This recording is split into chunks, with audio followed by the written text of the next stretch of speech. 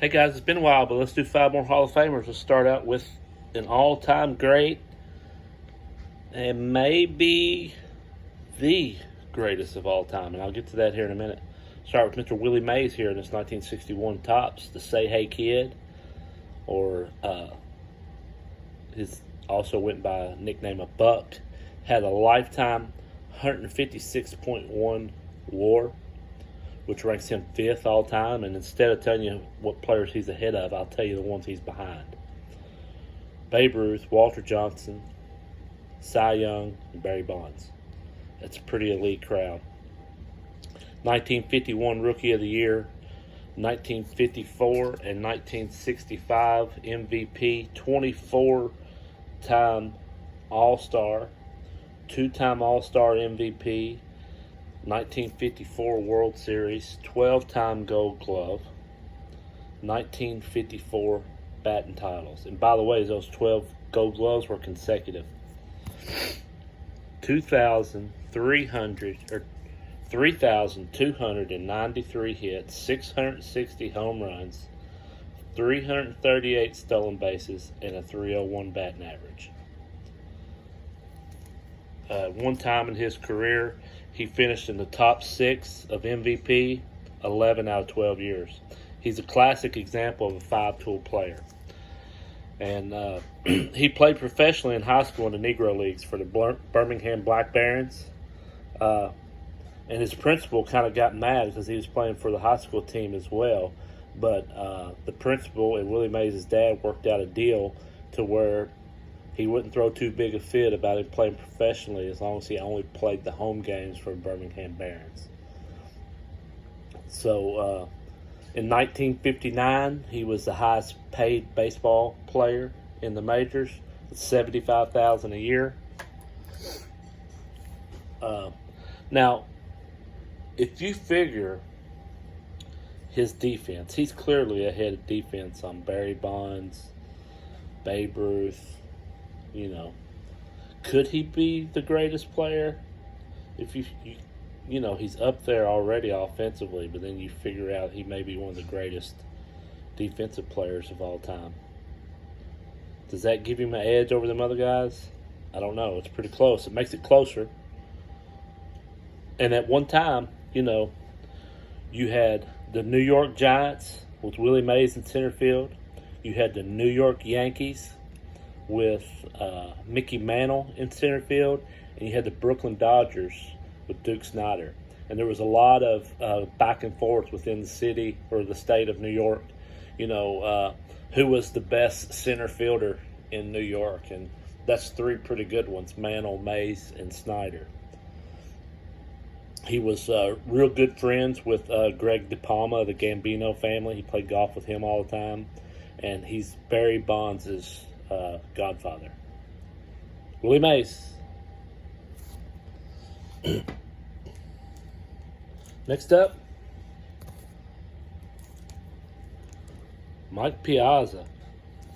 Lifetime 59.5 WAR, which ranks him 193rd overall, ahead of Joe Torre, Sisler, and Sosa.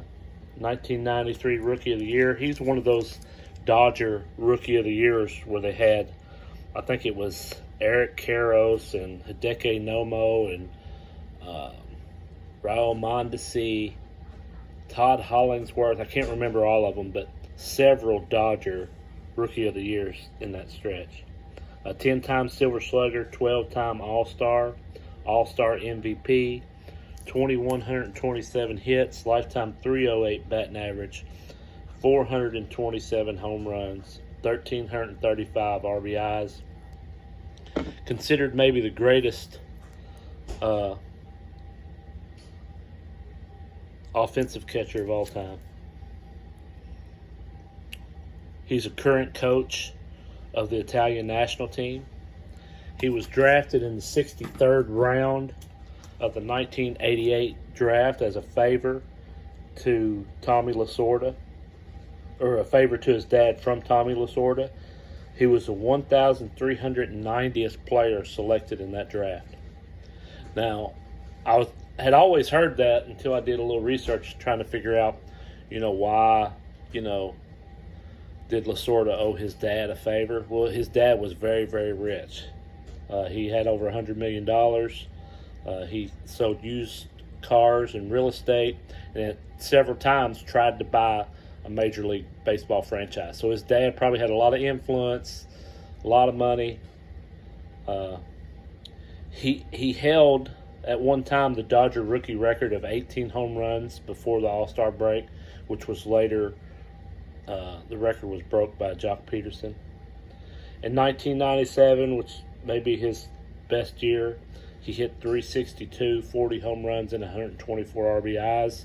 Still didn't win the MVP. Larry Walker won it that year. I believe that's when Walker was in Colorado. September 28th of 2008, he received the last pitch in Shea Stadium by Tom Seaver. And they walked out of center field and walked off the field, and that was the last pitch received. And April 13th, 2009, he received the first pitch ever in Citi Field by the same Tom Seaver. He's one of 3 players to win 10 Silver Sluggers.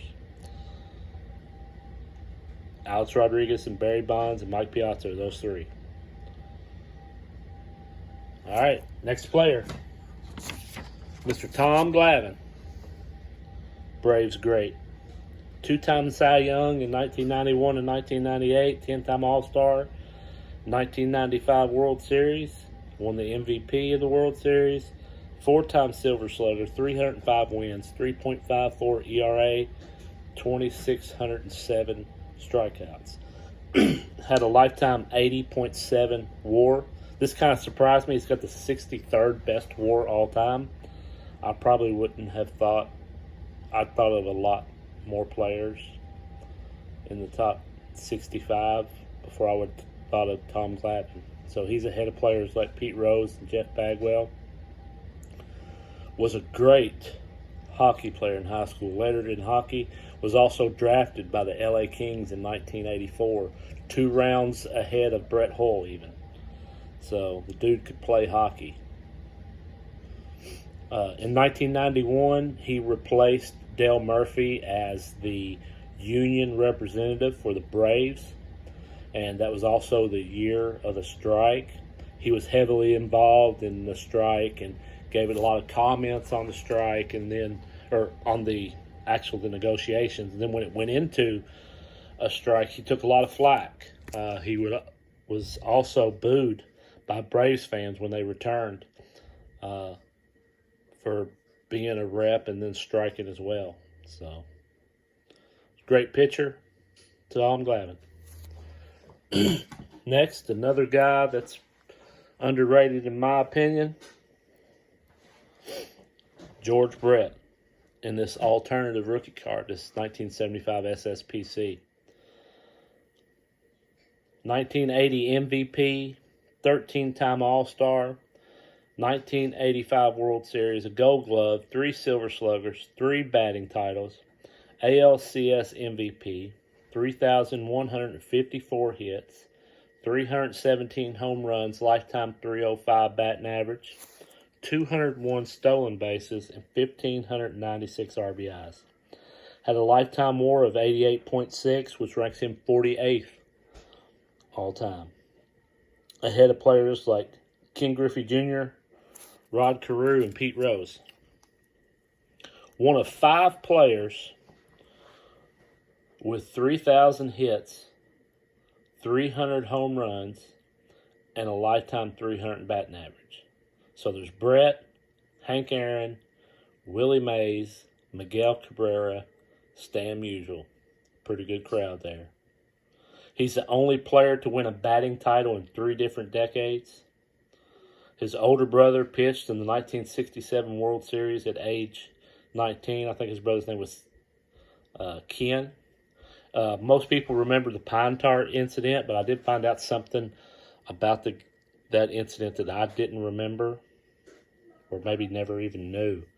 The Royals played that game in protest, and MLB sided in their favor somewhat. they decided that the bat should have been removed from play, but it did not affect the home run, so they allowed the home run to stand. And they picked up maybe the next day and played the rest of the game with the home run allowed, and the Royals went on and won that game. He was also credited with popularizing the Mendoza line catchphrase. So, George Brett. Last player profile tonight. It's an oldie but a goodie. Joe Ducky or Muscles Medwick in this 1936 S&S card game. Lifetime 54.5 WAR. 252nd all-time, ahead of Tony Perez and Joe Tinker. He won the 1937 MVP and won the Triple Crown that year. 1934 World Series, 2,471 hits, 10-time All-Star, 205 home runs, 1,383 RBIs, lifetime 324 batting average. Now that to me is Hall of Fame numbers when you're getting 2,500 or right at 2,500 hits, 10-time All-Star, MVP, Triple Crown, 200 home runs. You know, pretty good, solid Hall of Fame numbers. But he received 0 votes his first 7 years. 0. So he kind of got into it with the media and got into it with the players, and he spoke his mind a lot, and they think that caused, a rift between them. He said it was the longest slump of his career. He finally was elected in his final year of eligibility, which I guess back then was 20 years. He said, I went 0 for 20 before, but I never have went 0 for 20 years. So, Newt Rockne made arrangements for him to play football at Notre Dame, but he decided to pursue baseball. That kind of worked out for him. 1936, he had a record in the National League with 64 doubles. He held the National League record with 7 seasons with 40 doubles, and that was later broke by Stan the Man Musial with 9 seasons of 40 doubles. Joe Medwick. I got a bonus card here.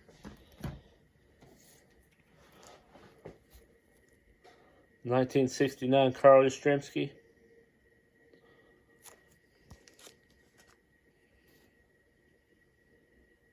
Thanks, guys.